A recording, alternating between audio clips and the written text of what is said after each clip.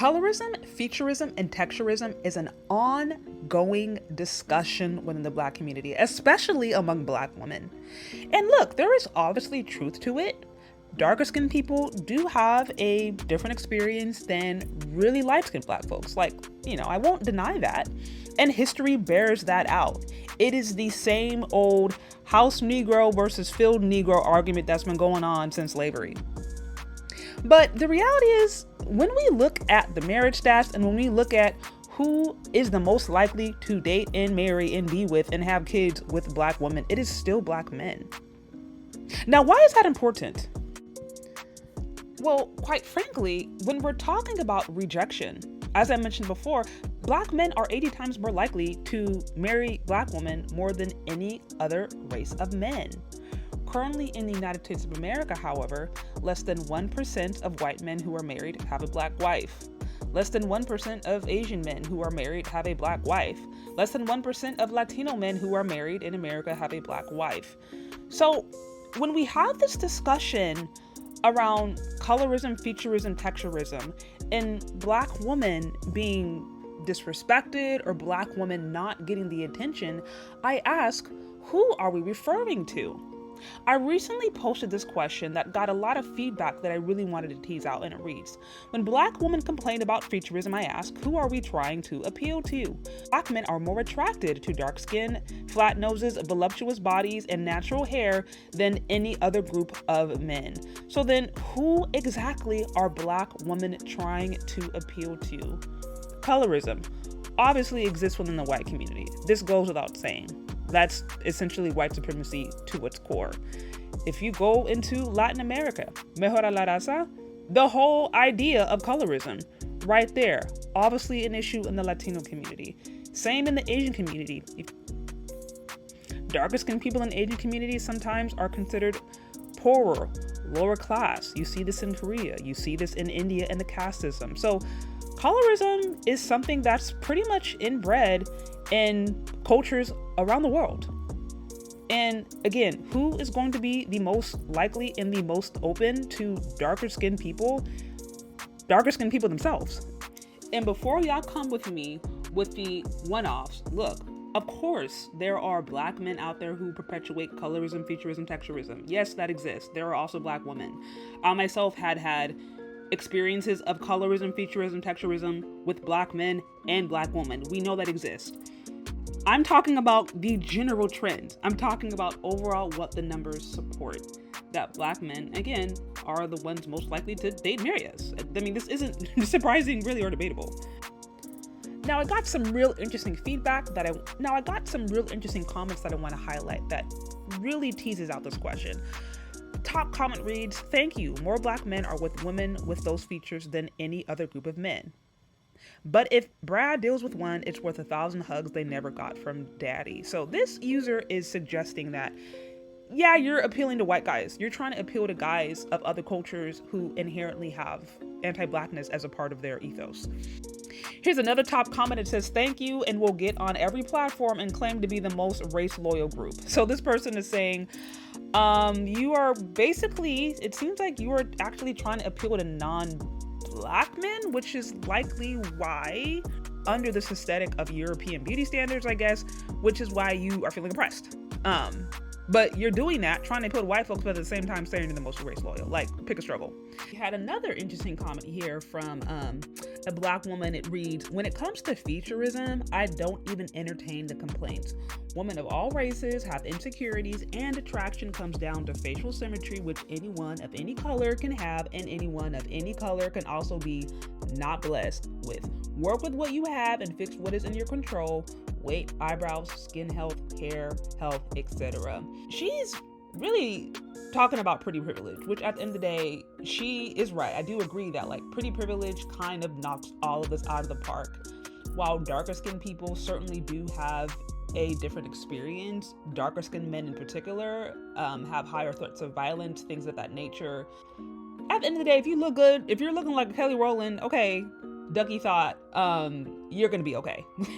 You're not gonna have problems getting the attention. Pretty privilege is a real thing. So she's really talking about pretty privilege, which women of all races can benefit from to some level. Colorism does exist, but to what degree and at what level, and how much does it limit people? So she brings up some really interesting points. Another one right here, the white man. He just straight up the white man.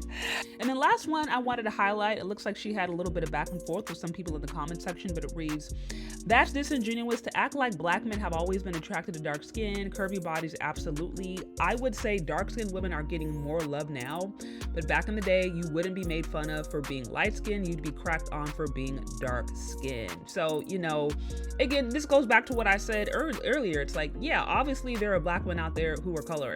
There are also black women who are colorist. Black women have equally been as guilty as making comments about bad hair, kitchen, nappy hair. Like, black men and black women have both had some internalized self-hatred that they have put towards each other. So I would not sit here and say that black men have exclusively talked down on dark-skinned black women. No, it has been both genders going back and forth, and that many people, at least the top comments, right? So the top comments are alluding to this fact of ladies who feel that they aren't appealing to these beauty standards are obviously trying to appeal to likely white men or non-black men who don't see black beauty as a standard. Now, you know, the interesting thing about this whole conversation of colorism, featurism, texturism is these women, I do agree with black women. I do agree that if you are looking at American and or Western society, at the end of the day, a Taylor Swift is always going to have more appeal to the masses than, say, a Kelly Rowland or even a Beyonce. Taylor Swift is paid more, right? In a Western system, in a system that was based upon European values, aesthetics, and was set up and continues to be maintained by largely European people, of course, they are going to maintain their own standard of beauty. That is only natural. That is what you would expect anybody to do. I think what black women don't get is, what did it take for these European, Eurocentric standards to be essentially empowered and maintained? European beauty standards are the result of a European system that has been set up, right? And if we remember how the system was set up in the United States of America, it's pretty clear. This was like a settler colony.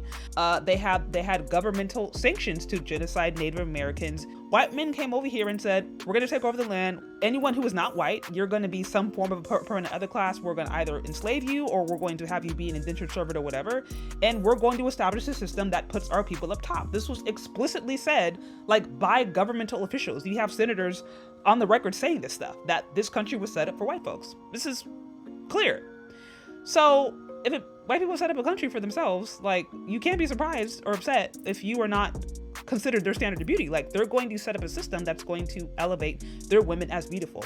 With that said, if you are a black woman and you are like, I want to be the standard, I want to be the standard of beauty in this system, or I want to be in a space where the standard of beauty is black beauty, you kind of have to be in an environment around black folks, or you need to be with men who are building a system where you as a black woman can be up top. Like, that's what that actually really looks like. Like, these questions, if you really think about them, really start going into larger discussions about nationalism and community building. But unless you are willing to work with men who are creating platforms or systems or ecosystems to where black beauty is being put up as the pinnacle, right? Or there's a space where black beauty is being celebrated. Unless you are willing to work with men who are doing that, then you're going to continue to have this tension.